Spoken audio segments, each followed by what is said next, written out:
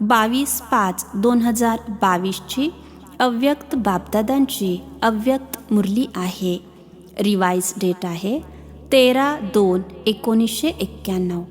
आजच्या मुरलीचे शीर्षक आहे विश्व परिवर्तनामध्ये तीव्रता आणण्याचे साधन, एकाग्रतेची शक्ती आणि एकरस स्थिती. आज दूरदेशी बाप आपल्या दूरदेशी आणि देशी मुलांना भेटीच्या शुभेच्छा देण्यासाठी आले आहेत. तुम्ही सर्वजण सुद्धा दूर देशाहून आला आहात. बाबा देखील दूर देशातून आले आहेत. मुले बाबांना शुभेच्छा देण्यासाठी आली आहेत आणि बाप मुलांना पदमगुणा शुभेच्छा देतात. साजरा करणे म्हणजे समान बनवणे. दुनियेत फक्त साजरा करतात, परंतु बाबा साजरा करतात, अर्थात बनवतात. सर्व मुले साकार रूपात समोर आहात किंवा आकार रूपात समोर आहात. सगळी मुले विश्वाच्या लहान सहान भागात बाबांची हिऱ्यासमान जयंती साजरी करत आहेत. बापदादा आकारी रूपात समोर असलेल्या मुलांना सुद्धा हिऱ्यासमान जयंतीच्या हिऱ्यासमान पद्मापदम शुभेच्छा देत आहेत. या महान अवतरित होण्याच्या जयंतीला तुम्ही सर्व मुले साजरी करताना स्वतः देखील हिऱ्यासमान बनला आहात. याला म्हणतात साजरे करणे म्हणजे बनवणे. प्रत्येक मुलाच्या मस्तकात पद्मापदम भाग्यवान बनण्याचा सितारा चमकत आहे. तेव्हा साजरी करता करता कायमचे भाग्यवान बनलात. अशी अलौकिक जयंती संपूर्ण कल्पात कोणी सुद्धा साजरी करत नाहीत. भले महान आत्म्यांची जयंती देखील साजरी करतात, परंतु ते महान आत्मे साजरी करणाऱ्यांना महान बनवत नाहीत. या संगमावरच तुम्ही मुले परमात्म जयंती साजरी करताना महान बनता, सर्वोत्तम आत्मे बनता. असे हिऱ्यासमान जीवन बनवता की जन्मोजन्मी हिरे आणि रत्नांशी खेळता. आजचा आठवणीचा दिवस फक्त बाबांचा नाही, पण मुलांचा देखील जन्मदिवस आहे. कारण जेव्हा बाबा अवतरित होतात तेव्हा बाबांसोबत दादासुद्धा परिवर्तन झालेला आत्मा अवतरित होतात. बाप आणि दादा दोघांचे सोबतच अवतरण होते. ब्राह्मणाशिवाय बापदादा स्थापनेचा यज्ञ रचू शकत नाहीत. म्हणून बापदादा आणि ब्राह्मण मुले सोबतच अवतरित होतात. मग कोणाचा वाढदिवस म्हणायचा, तुमचा की बाबांचा? तुमचा देखील आहे ना. तेव्हा तुम्ही बाबांना शुभेच्छा देता आणि बाबा तुम्हाला शुभेच्छा देतात. शिवजयंती म्हणजेच परमात्म जयंतीला महाशिवरात्री का म्हणतात? फक्त शिवरात्री म्हणत नाहीत, परंतु महाशिवरात्री म्हणतात. कारण या अवतरणाच्या दिवशी शिवबाप, ब्रह्मादादा आणि ब्राह्मणांनी महान संकल्पाचे व्रत घेतले की विश्वाला पावित्र्याच्या व्रताने महान श्रेष्ठ बनवू. विशेष आदिदेव ब्रह्मा, विशेष आपल्या निमित्त आदी ब्राह्मण मुलांसोबत हे महान व्रत घेण्याच्या निमित्त बनले. तेव्हा महान बनवण्याचे व्रत घेण्याचा दिव्य दिवस आहे, म्हणून महाशिवरात्री म्हटले जाते. आणि तुम्ही ब्राह्मण मुलांनी हे महान व्रत घेतले याची आठवण म्हणून आजपर्यंत देखील भक्त व्रत ठेवतात. ही महान जयंती प्रतिज्ञा घेण्याची जयंती आहे. एकीकडे प्रत्यक्ष होण्याची जयंती आहे, दुसरीकडे प्रतिज्ञा घेण्याची जयंती आहे. आधी काळात तुम्ही सगळे जे कोणी निमित्त बनले, आदी देवासोबत आदी रत्ने निघाले, त्यांच्या प्रतिज्ञेचे प्रत्यक्ष फल तुम्ही सर्व प्रत्यक्ष झालात. बघा, कुठे कुठे कोपऱ्यात निघून गेले होते, किती कोपऱ्यात निघून गेले, पण बाबांनी मातीत लपलेल्या आपल्या हिऱ्या समान मुलांना शोधून काढले ना. आता तर विश्वाच्या कोपऱ्या कोपऱ्यात तुम्ही होलिएस्ट म्हणजेच सर्वात पवित्र आणि हायेस्ट म्हणजेच सर्वात उच्च हिरे चमकत आहात. तर हे परमात्म जयंतीच्या व्रताचे आणि प्रतिज्ञेचे फळ आहे. आताही तुम्ही सगळे चारही दिशांचे शिवबाबांच्या झेंड्यासमोर प्रतिज्ञा घेताना, तर ही आधीपासून चालत आलेल्या रिवाजाची विधी आत्तापर्यंत तुम्ही देखील करत आहात. ही परमात्म जयंती, जिला शिवरात्री सुद्धा म्हणतात. रात्र म्हणजे अंधार. अंधारात जी व्यक्ती किंवा वस्तू जशी असते तशी दिसत नाही, असून सुद्धा दिसत नाही. जेव्हा बाबा अवतरित होतात तेव्हा तुम्ही देखील जे तुम्ही आहात, जे आहात, जसे आहात, ना स्वतःला पाहू शकत होता, ना बाबांना पाहू किंवा जाणू शकत होतात. मी आत्मा आहे हे असून देखील ज्ञान व अनुभवाच्या डोळ्यांनी पाहू शकत नव्हता. डोळे असून सुद्धा अंधारात होतात. डोळे यथार्थ काम करत नव्हते, स्पष्ट दिसत नाही. तर तुम्ही देखील अंधारात होताना स्वतःलाच पाहू शकत नव्हता. म्हणून बाबा आधी या अंधाराला संपवून टाकतात. तेव्हा शिवरात्री म्हणजेच अंधाराला संपून यथार्थाचा प्रकाश प्रज्वलित होणे. म्हणून शिवरात्री असे संबोधून साजरी करतात. भक्ती मार्गातल्या विधी देखील तुमच्या यथार्थ विधींच्या यादगार आहेत. एकीकडे भक्तांची विधी आणि दुसरीकडे आहे मुलांची संपूर्ण विधी. दोन्ही बघून बाबा आनंदित होतात. तुम्ही सुद्धा आनंदित होता ना की आमचे भक्त फॉलो करण्यात किती हुशार आहेत. शेवटच्या जन्मापर्यंत देखील आपल्या भक्तीच्या विधी पूर्ण करत आहेत. हे सर्व आहे बाप आणि तुम्ही. बिंदू रूपाची कमाल. शिवबाबांसोबत शाळीग्राम सुद्धा बरोबरच पूजले जातात. तुम्ही सर्व बिंदू स्वरूपाच्या महत्त्वाला जाणता. म्हणून आजपर्यंत भक्तामध्ये शिव म्हणजेच बिंदू स्वरूपाचे महत्त्व आहे. ते फक्त बिंदू रूपाला जाणतात, यथार्थ ओळखत नाहीत. आपल्या रीतीने जाणतात. परंतु तुम्ही बाबांना फक्त बिंदू रूपात नाही, पण बिंदू रूपासोबत जो सर्व खजिन्यांचा सिंधू म्हणजेच सागर आहे, तर बिंदू बरोबर सिंधू रूपालाही जाणता. दोन्ही रूपाने ओळखले आहे ना. सिंधू स्वरूपाला जाणून तुम्ही सुद्धा मास्टर सिंधू झालात. तुमच्यात किती खजिने भरलेले आहेत हिशोब करू शकता. असंख्य, अमर्याद आणि अविनाशी खजिने आहेत. सगळे मास्टर सिंधू बनला आहात ना, की आता बनायचे आहे. तपस्या वर्षात काय करणार? तपस्या म्हणजेच जो संकल्प कराल तो दृढतेने. तपस्या म्हणजेच एकाग्रता आणि दृढता. योगी जीवनात तर आताही आहात.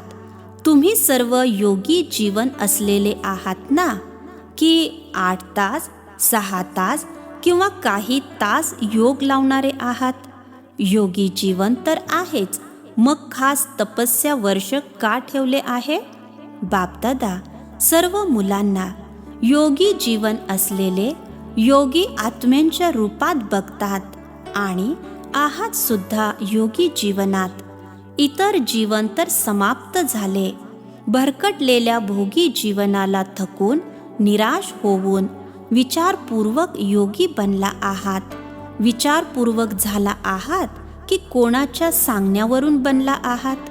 अनुभव घेऊन बनला आहात की फक्त अनुभव ऐकून बनला आहात?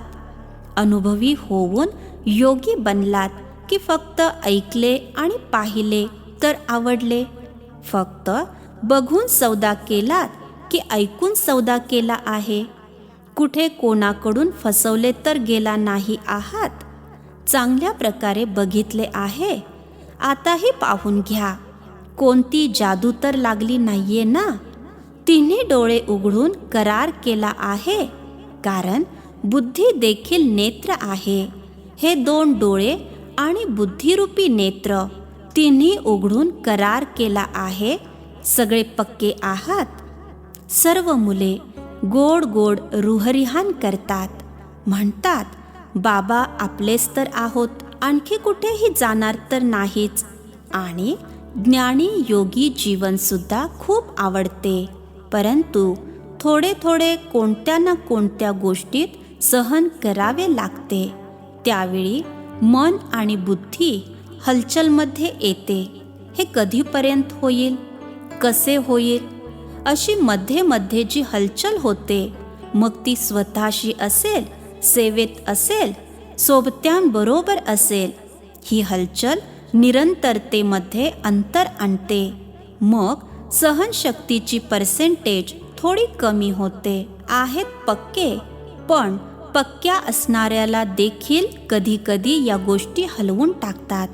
तेव्हा तपस्या वर्ष म्हणजे सर्व गुणामध्ये, सर्व शक्तीमध्ये, सर्व संबंधामध्ये, सर्व स्वभाव संस्कारामध्ये 100% पास होणे. आता पास आहात, पण पूर्ण पास नाही. एक आहे पास, दुसरे आहे पूर्ण पास आणि तिसरे आहे पास विथ ऑनर. तपस्या वर्षात जर पास विथ ऑनर थोडे बनले तर पूर्ण पास सगळे बनू शकतात. आणि पूर्ण पास होण्यासाठी सगळ्यात सहज साधन आहे जे काही पेपर येतात. आणि या तपस्या वर्षात सुद्धा पेपर येणार. असे नाही की येणार नाहीत, पण पेपर समजून पास करा.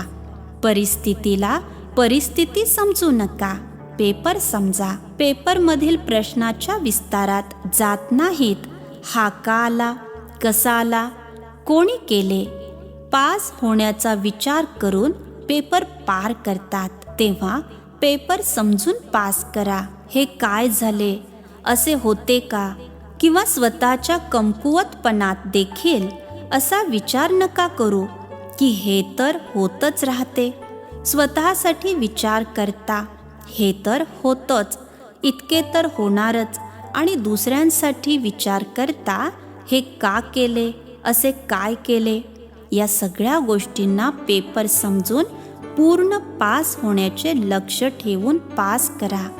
पास व्हायचे आहे, पास करायचे आहे आणि बाबांपाशी राहायचे आहे, तर पूर्ण पास व्हाल. तर समजले? आता मेजॉरिटी रिझल्टमध्ये असे दिसून येते, बऱ्याच गोष्टीमध्ये तर चांगल्या प्रकारे पास झाले आहेत. फक्त आपला जुना स्वभाव आणि संस्कार जे कधीकधी नवीन जीवनात इमर्ज म्हणजे प्रकट होतात.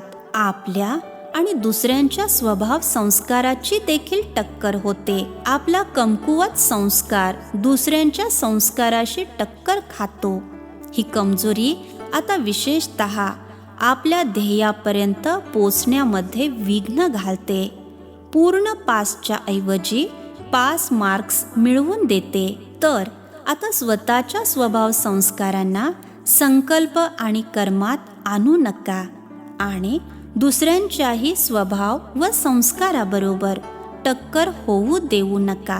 दोन्हीमध्ये सहनशक्ती आणि सामावण्याची शक्ती आवश्यक आहे. हे पूर्ण पासच्या जवळ येऊ देत नाही. आणि हेच कारण आहे जो कुठे अलबेलापणा, कुठे आळस येतो. तपस्या वर्षात मन बुद्धीला एकाग्र करणे म्हणजे एकाच संकल्पात राहायचे आहे की मला पूर्ण पास व्हायचेच आहे. जर मन बुद्धी थोडीशी देखील विचलित झाली तर दृढतेने पुन्हा त्याला एकाग्र करा. करायचेच आहे, होणारच आहे.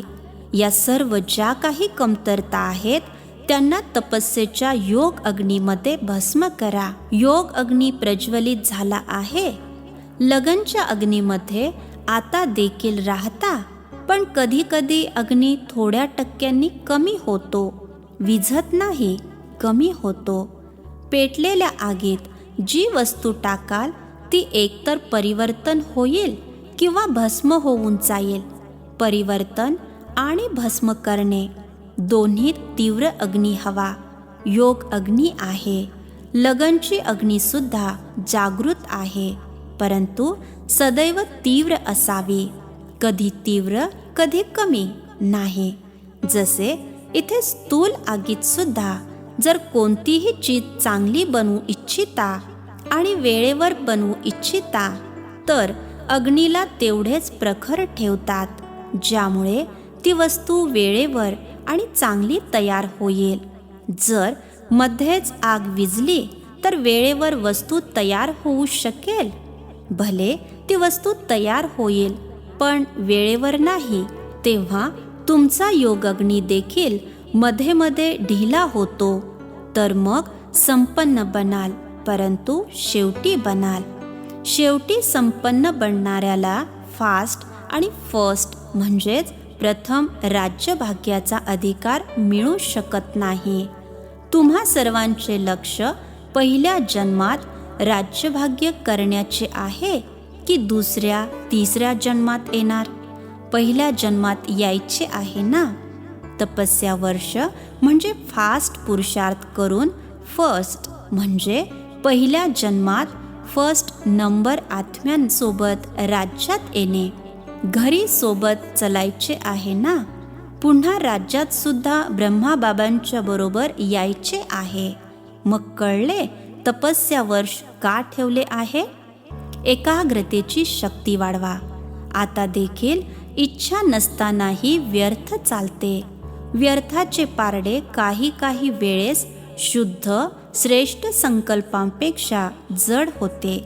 तपस्या म्हणजे व्यर्थ संकल्पांची समाप्ती, कारण ही समाप्तीच संपूर्णतेला आणेल. समाप्तीशिवाय संपूर्णता येणार नाही. तर आजच्या दिवसापासून तपस्या वर्ष सुरू करत आहात. उमंग उत्साहासाठी बापदादा शुभेच्छा देतात. चारही विषयात पूर्ण पास होण्याचे गुण मिळवायचे आहेत. असे नका समजू की माझे 3 विषय तर ठीक आहेत, फक्त एकात कमी आहे. पूर्ण पास व्हाल का? नाही. तरीही पासच्या लिस्टमध्ये याल. पूर्ण पास म्हणजे 4ही विषयात पूर्ण गुण असावेत. सदैव प्रत्येक आत्म्याविषयी कल्याणाची भावना. भले तो तुमच्या स्थितीला हलवण्याचा देखील प्रयत्न करेल, परंतु अकल्याण करणाऱ्याबद्दल सुद्धा कल्याणाची भावना, कल्याणकारी दृष्टी, कल्याणाची वृत्ती, कल्याणमय कृती याला म्हटले जाते कल्याणकारी आत्मा. शिवाचा अर्थ देखील कल्याणकारी आहे ना. तर शिवजयंती म्हणजे कल्याणकारी भावना. कल्याण करणाऱ्याचे कल्याण करणे हे तर अज्ञानी सुद्धा करतात. चांगल्यांसोबत चांगले वागणे हे तर सगळे जाणतात, परंतु अकल्याणाची वृत्ती असलेल्याला आपल्या कल्याणाच्या वृत्तीने परिवर्तन करा किंवा क्षमा करा. परिवर्तन करू शकत नसाल, पण क्षमा तर करू शकता ना. मास्टर क्षमेचा सागर तर आहात ना. तेव्हा तुम्ही केलेली क्षमा त्या आत्म्यासाठी शिकवण होईल. आजकाल शिकवण दिल्याने कोणी समजतात, कोणी नाही समजत. हे करा असे सांगणे ही तर शिकवण झाली. क्षमा म्हणजे शुभ भावनेच्या दुवा देणे, सहयोग देणे. शिकवण देण्याची वेळ आता निघून गेली. आता स्नेह द्या, सन्मान द्या, क्षमा करा, शुभ भावना ठेवा, शुभकामना ठेवा. हीच शिकवणुकीची विधी आहे. ती विधी आता जुनी झाली, मग नवीन विधी येते ना. तपस्या वर्षात या नवीन विधीद्वारे सर्वांना आणखी जवळ आणा. ऐकवले होते ना की काही मणके तयार झालेही आहेत, पण माळा अजून तयार झालेली नाही. धागा देखील आहे, मणीसुद्धा आहेत, परंतु एक मणी दुसऱ्या मण्याच्या जवळ नाही, म्हणून माळा तयार होत नाही. आपल्या रीतीने मणका तयार आहे, पण संघटनमध्ये समीपतेमध्ये तयार नाही. तेव्हा तपस्या वर्षात पिता समांतर बनायचेच आहे, परंतु मणी मण्याच्या जवळ देखील यायला पाहिजे. तर समजले? बाकी योगी होता, योगी आहात, सदैव योगी जीवनातच राहायचे आहे. ड्रामाच्या प्रत्येक दृश्याला न्यारे प्यारे होऊन पाहत राहा. ड्रामामधील प्रत्येक दृश्य सुंदर आहे. दुनियेसाठी जे दृश्य अप्रिय वाईट आहे असे वाटते, तेच तुमच्यासाठी चांगले वाटते, प्रिय वाटते. जे काही होते त्यात काही रहस्य भरलेले असते. रहस्याला जाणल्यामुळे कधी कोणत्या गोष्टीत, कोणत्या दृश्यात नाराज होणार नाही. रहस्याला जाणणारे नाराज होत नाहीत, रहस्याला न जाणणारे नाराज होतात.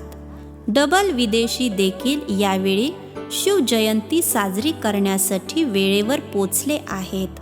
दृढ निश्चय केला की जायचेच आहे तर पोचलात ना.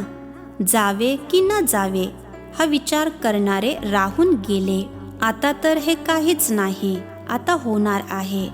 आता प्रकृतीने पूर्ण फोर्सची हलचल सुरू केलेली नाही. करते, पण नंतर तुम्हा लोकांना पाहून थोडी थंड होते.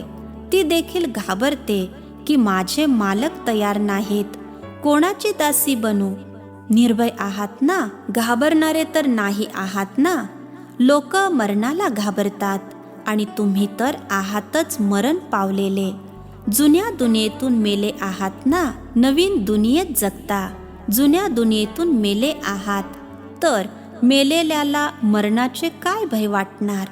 आणि ट्रस्टी आहात ना, जर कोणतेही माझे माझे असेल तर माया मांजर म्याऊ म्याऊ करेल, मी येऊ मी येऊ. तुम्ही तर आहातच ट्रस्टी. न्यारे आहात ना की थोडा थोडा लगाव आहे. बॉडी कॉन्शियसनेस म्हणजेच देहभान असेल तर थोडा थोडा लगाव आहे. म्हणून तपस्या म्हणजे ज्वाला स्वरूप निर्भय. अच्छा, दोन्ही मुरब्बी दादी ऐकत आहेत, पाहत आहेत. काही नाविन्य पाहायला हवे ना. बापदादांनी आधी देखील सांगितले आहे की एक आहे वाणीची सेवा, दुसरी आहे फरिश्ता मूर्त आणि शक्तिशाली स्नेहपूर्ण दृष्टीची सेवा. काही काळ यांना हा सेवेचा पार्ट मिळाला आहे. आधी काळापासून वाणी आणि कर्माची सेवा तर करतच आहेत. या विधीच्या सेवेचे सुद्धा ड्रामामध्ये आहे. अंतकाळात हीच सेवा राहील. हा पार्ट थोड्या काळासाठी यांना मिळाला आहे. तरी देखील मुरब्बी मुले आहेत ना, यांच्या हिशोब चुकतू होण्यात देखील सेवा आहे. निमित्त हिशोब आहे, पण रहस्य सेवेचे आहे. बेहदच्या खेळामध्ये हा सुद्धा एक वंडरफुल खेळ आहे. दोघींच्याही पार्टमध्ये देखील नाविन्य आहे. या लवकर लवकर हिसाब किताब चुकतू करून संपन्नता आणि संपूर्णतेच्या जवळ जात आहेत. एकटे जाणार नाही असा कोणी विचार करू नका. प्रत्येकाला चुकतू तर करायचेच आहे, पण कोणी फक्त चुकतू करतात, कोणी चुकतू करताना देखील सेवा करतात. सगळे विजयी झालात ना. सर्वांच्या दुवांचे औषध सुद्धा सुलीपासून काटा बनवते. हिसाब किताबाच्या प्रभावात नाही आल्या. दोघी ठीक झाल्या आहेत, फक्त परहेजमध्ये आहेत. आराम देखील परहेज म्हणजेच पथ्य आहे. जसे खाण्यात पथ्य असते, हे मग चालण्याचे, फिरण्याचे, बोलण्याचे पथ्य आहे. स्नेह काय करू शकत नाही म्हण आहे. स्नेह दगडाला सुद्धा पाझरू शकतो. मग हे आजारपण नाही बदलू शकत. बदलल्या तर आहेत ना. हृदयरोग बदलून गेला, दगडापासून पाणी तर झाले ना. तर हे आपल्या सर्वांचे प्रेम आहे. बाकी आता फक्त पाणी राहिले आहे. दगड संपून गेला. विश्रांती घेण्यामुळे दोघींचे चेहरे चमकत आहेत. ईश्वरीय परिवाराचे प्रेम देखील खूप मदत करते. अच्छा, चारही बाजूंच्या सर्व विश्व कल्याणाची श्रेष्ठ भावना ठेवणाऱ्या, चारही बाजूंच्या असा दृढ संकल्प करणाऱ्या, तपस्येद्वारे स्वतःला विश्वाला परिवर्तन करणाऱ्या, एकाग्रतेच्या शक्तीने एकरस तीव्र स्थितीमध्ये राहणाऱ्या अशा तपस्वी आत्म्यांना, स्नेही आत्म्यांना, सदैव बाबांच्या सोबत राहणाऱ्या आत्म्यांना, सदैव वेगवेगळ्या रीतीने सेवेत सोबत राहणाऱ्या मुलांना महापरमात्म जयंतीच्या शुभेच्छा आणि याद प्यार स्वीकार असावा. आणि सोबतच नमस्ते. आम्हा आत्मिक मुलांचाही आत्मिक पित्यांना नमस्ते. आजचे वरदान आहे, वेळ आणि परिस्थितीप्रमाणे आपली श्रेष्ठ स्थिती बनवणारे अष्टशक्ती संपन्न भव. वेळ आणि परिस्थितीप्रमाणे आपली श्रेष्ठ स्थिती बनवणारे अष्टशक्ती संपन्न भव. जी मुले अष्टशक्तींनी संपन्न आहेत ती प्रत्येक कर्मात वेळेनुसार, परिस्थितीनुसार प्रत्येक शक्तीला कार्यात वापरतात. अष्टशक्ती त्यांना इष्ट आणि अष्टरत्न बनवतात. असे अष्टशक्तींनी संपन्न आत्मे जसा समय, जशी परिस्थिती, तशी स्थिती सहज बनवून घेतात. त्यांच्या प्रत्येक पावलात यश सामावलेले असते. कोणतीही परिस्थिती त्यांना श्रेष्ठ स्थितीपासून खाली घेऊन येऊ शकत नाही. आजचे बोधवाक्य आहे, जे कर्म आपण करू आपल्याला पाहून इतर करतील. हे बोधवाक्य नेहमी स्मृतीमध्ये राहिले तर कर्म श्रेष्ठ होतील. अच्छा. ओम शांती.